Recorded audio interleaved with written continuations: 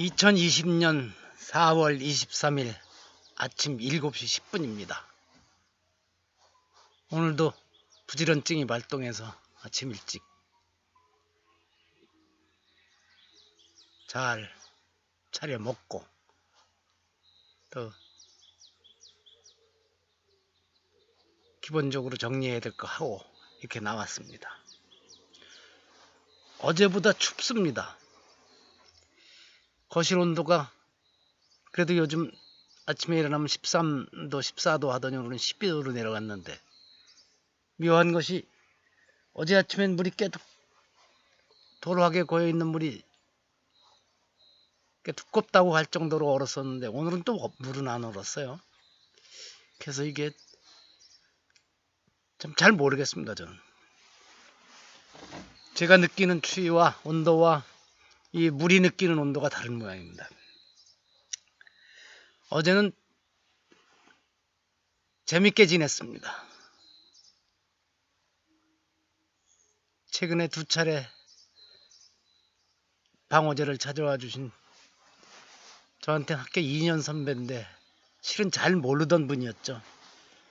둘째 형님과 오랜 수십 년 인연을 학교 다닐 때부터 알게 되고 또 같은 직장에도 근무했었고 기후에 여러 학교 관련된 단체에서도 조직에서도 활동을 같이 하고 그러면서 참 형제 이상으로 가깝게 지내는 선배님 내외가 또 다른 분하고 해서 지금 어제는 3번째 이곳을 찾아와 주셨습니다. 그래서 어제는 저 몸보신 시켜준다고 맛있는 고기 사오셔서 그분들이 오기 전에 저는 돌에다 구워 먹을 수 있게 미리 여기 돌판을 파는 돌판이 아니고 제가 이 주워다 놓은 좀 두꺼운 돌이거든요. 거기에 불을 지펴서 데워놨습니다. 거기다 하고 또 한 3년 묵은 묵은지 김치 하고 해서 같이 먹으니까 아주 꿀맛이라고들 그랬습니다. 그리고 함께 온 부인 형수께서 갈 때쯤에 그냥 주방 또 정리 싹 해주시고 아직도 미진해서 안타까워서 그 전에 집사람이 담궈놨던 된장 간장도 다음에는 와서 좀 살펴야 되겠다고 그랬습니다. 나눠 먹어야 되겠다. 그래야지요. 저거 혼자 있으면 전 아예 건드리지도 못하고 있는데 그래 주시면 제발 고맙겠습니다고 했습니다. 그렇게 재밌게 지냈고요. 어제 술은 별로 안 마셨어요. 복분자주 한 3-4잔씩 마셨나요? 그 정도로 끝내고 제가 대접할 수 있는 것은 이 근처에 있는 두릅들 마음껏 뜯게 도와드리고 또 머위들 뜯어가고 참 쑥을 캐서 또 쑥국을 끓여주고 또 아마 내일이나 모레 아침까지 먹을 수 있는 분량이 될 겁니다. 저는. 그래서 저는 보이차 내서 드리고 또 오후 한 2시쯤에는 커피 갈아서 손으로 갈죠. 저는 방앗간 옛날 방앗간 쓰는 식으로 드립 커피 내려서 대접을 했더니 커피 맛 좋다고들 또 그렇게 칭찬해 주더군요. 아마 제 앞이라 그랬을 겁니다. 자, 오늘도 다 나오려면 좀 그러네요. 중국 18사략에 나오는 옛날 요임금의 얘기라고 전하는 그걸 가지고 이야기를 시작하겠습니다.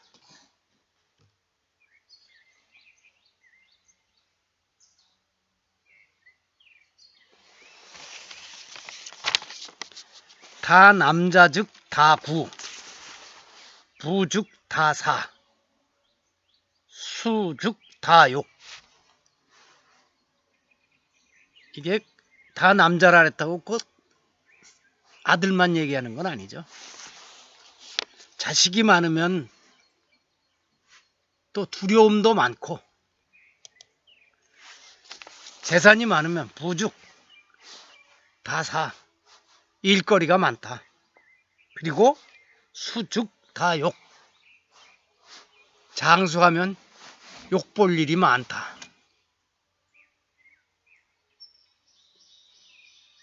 그래서 중국 고전 명언 사전을 편찬한 모로아시테스지는 이렇게 달아놨어요. 오늘 뭐 국경을 지키는 사람이 요임금에게 장수하시고 부귀영화를 누리시고 아드님을 많이 두시기를 비나옵니다 라고 축원을 했을 때 요임금이 그 말을 맞고 이렇게 대답했다는 거예요. 아들이 많으면 근심이 많고 재산이 많으면 일거리가 많아지고 오래 살면 갖가지 수모를 당하게 된다. 아마 실감하는 분들이 요즘 많을 겁니다. 또 이렇게 보면 제 부모님도 거의 백수를 두 분 다 우리 나이로 98에 곁을 떠나셨는데 젊으실 때 고생도 많이 하시고 그랬지만 나름대로 아들들 넷 다 잘 성장하고 자리 잡고 그래서 참 좋아하셨던 시절이 있었는데 마지막 돌아가시기 전엔 힘든 일도 당신들 입으로 말씀은 안 하셔도 많이 겪으셨습니다. 특히 둘째 형이나 제가 가정사로다가 어려움을 겪었었던 일, 뭐 이런저런 일로 해서 힘드셨을 텐데 그 말씀 하나도 안 하셨었죠. 그러면서 가끔 너무 오래 산다는 말씀은 하셨었죠. 좀 다른 경우입니다만 요즘 이런 사람들 많을 것입니다. 제가 이때 이 글에다가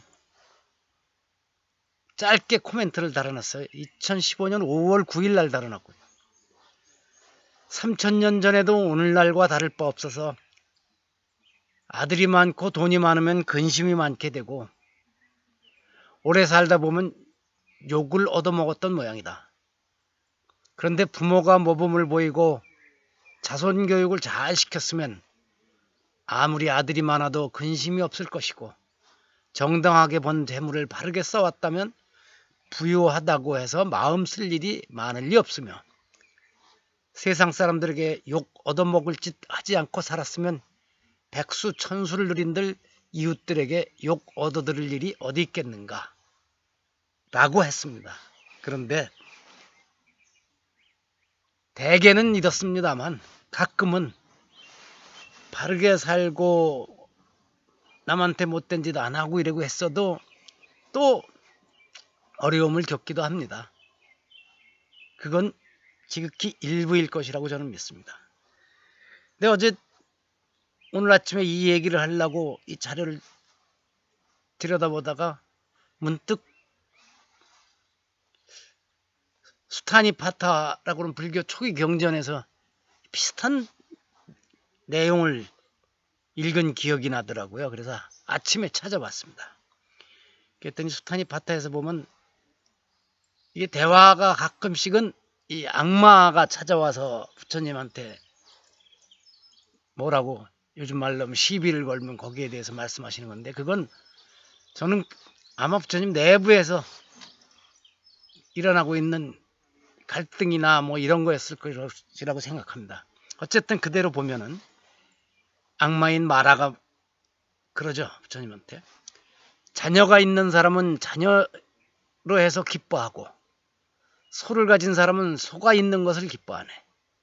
이런 물질적 집착이야말로 인간의 기쁨이 아닐 수 없네. 그러나 이런 것이 없는 사람에게는 기쁨도 있을 수 없네. 아무것도 가진 것도 없는 부처님께 시비를 걸어보는 거죠. 이를 받아서 부처님께서 말씀하십니다. 자녀를 가진 사람은 자녀 때문에 걱정하고 소를 가진 사람은 소 때문에 걱정하네. 인간의 근심 걱정은 이런 집착하는 마음에서 비롯되나니 집착심이 없는 사람에게는 근심도 걱정도 있을 수 없네.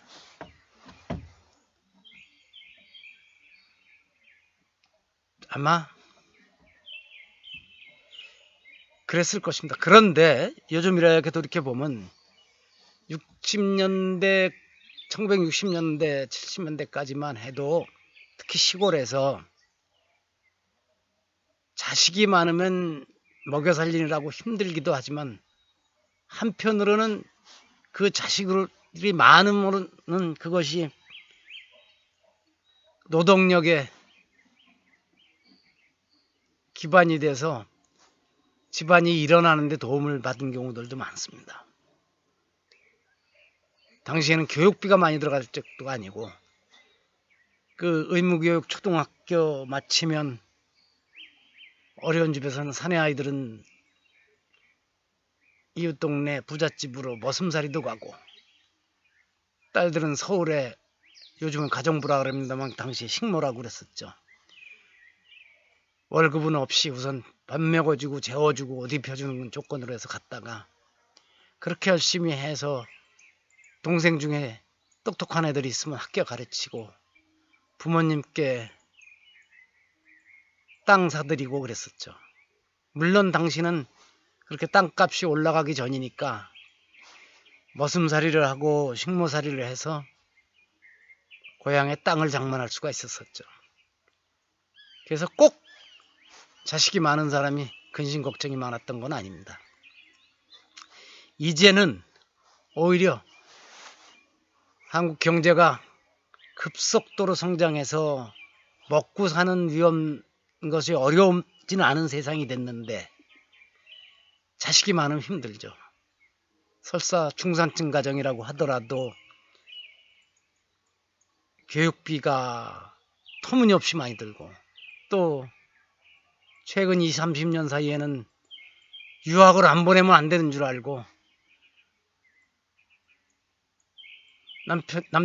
가장이 벌어온 돈의 상당 부분은 자식 교육 비용으로 들어가고 미국에 부인까지 딸려 보내서 본인은 여기서 외로움을 겪는 비둘기 가족이라 그러나요. 하여튼 그런 어려움들을 많이 겪었죠. 오히려 1960년대에 가난했던 집의 그 부모, 자식 많은 부모보다 어떤 면에서는 요즘 중산층의 가장이 자식 많은 게 얼마나 힘든지 더 실감하고 있을지도 모른다는 그런 생각도 한번 해봅니다. 요즘 뭐 계속 얘기합니다만 그랬었죠. 경제 성장되고 땅값 올라가고 돈이 더 귀해지니까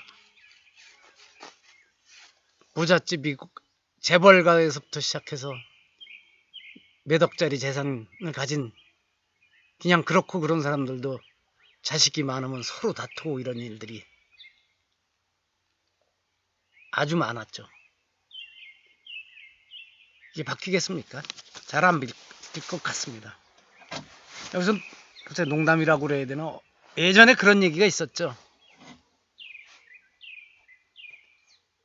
어느 지역에 고대광실 부잣집에 불이 나서 불타고 있으니까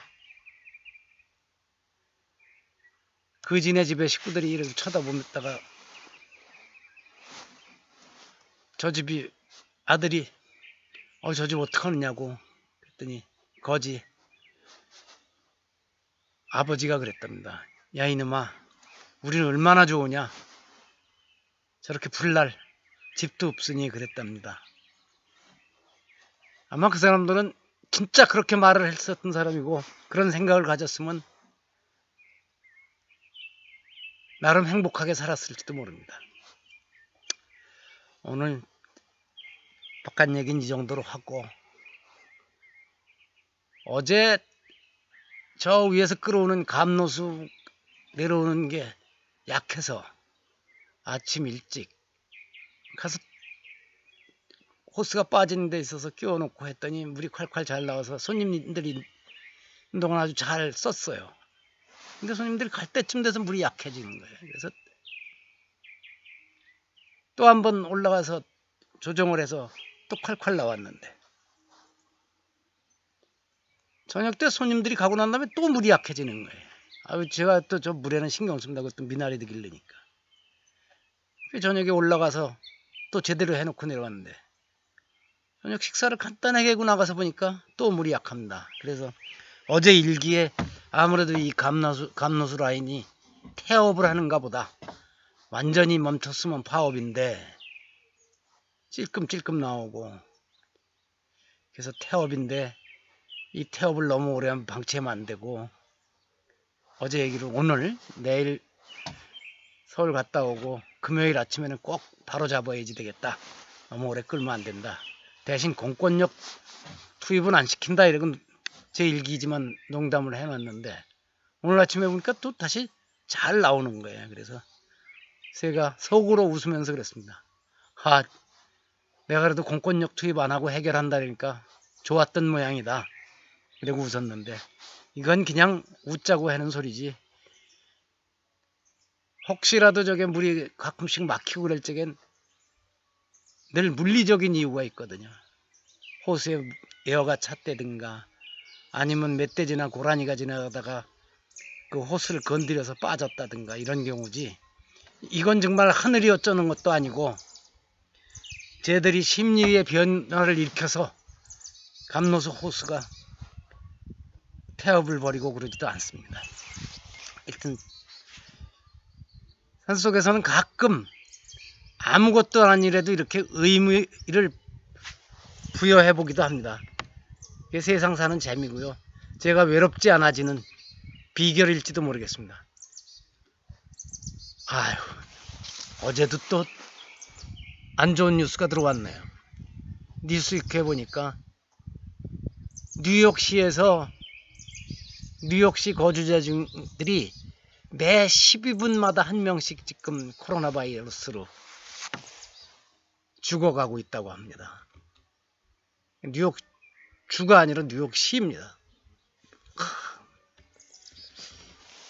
어젠 파키스탄에서도 알자지라 뉴스 보니까 파키스탄에도 시신 처리가 바쁠 정도로 아마 이 코로나 바이러스가